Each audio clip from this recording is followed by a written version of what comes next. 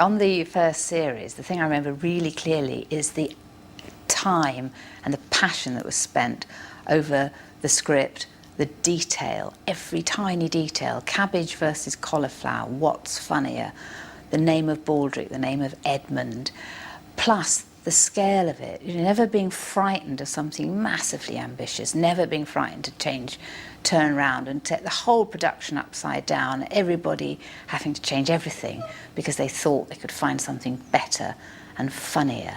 And it was a fantastic lesson to learn, that you just keep going, you never think, well, I've got that now, that's quite funny, it's got to be even funnier.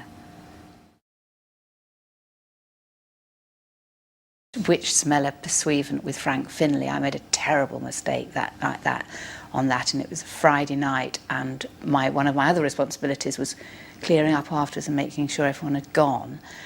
And I thought that Frank Finlay had gone home with the person that normally picked him up, and in fact he hadn't, and he was left behind on this snowy location. It was really snowy. I was already back in the hotel having a brandy, and some of the makeup people came in and they'd stopped. They'd found him wandering in his costume on the way back to the hotel, and I thought my career was over.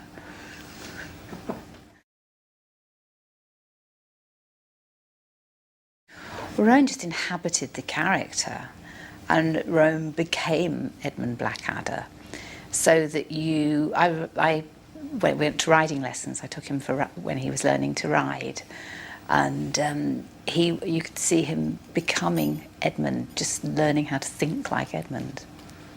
Do you remember about the way he looked? The discussion of the codpiece. I remember a lot of discussions about sizes of codpiece and what was the best size and who should have the best codpiece.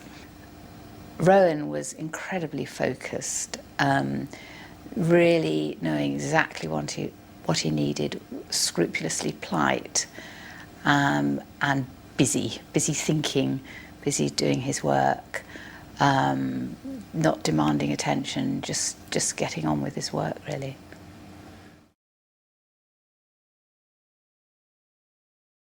Some of the ambitions of it were perhaps a little bit bigger than the size of the studios we had to fit them into. So big sets, big banqueting halls, wonderful costumes, great big feasts, quite different to the more traditional sitcom, which is a terraced house, perhaps open sets facing an audience, long debates about whether to have an audience or not, the advantages, the disadvantages of studio laughter, and it was felt very firmly that we shouldn't have one, which of course from some of the executives within the BBC there was anxiety about, because that was breaking the norm, and would people know what was funny? I think that there were certainly times during the first series where you'd turn up and it felt more like a huge great feature film than a BBC comedy. Great big chunks of things to get hold of and to get on top of, and stunts and animals and big, burning Frank Finlay at the stake, effects, all the plague, lots of makeup effects as well. So we built a whole village for the Witch Smeller Pursuivant, and the whole village and the people in the village and the animals in the village, and we set fire to it. So we weren't pussyfooting around.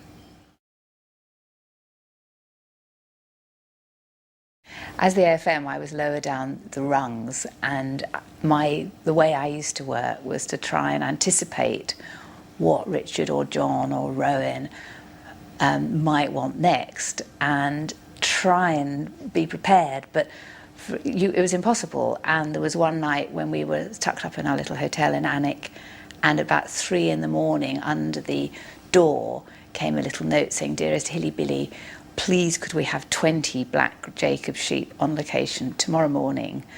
That would be lovely. We'll love you forever. Kisses." You think, no, how? How do I find any sheep, let alone black sheep? Anyway, somehow you do.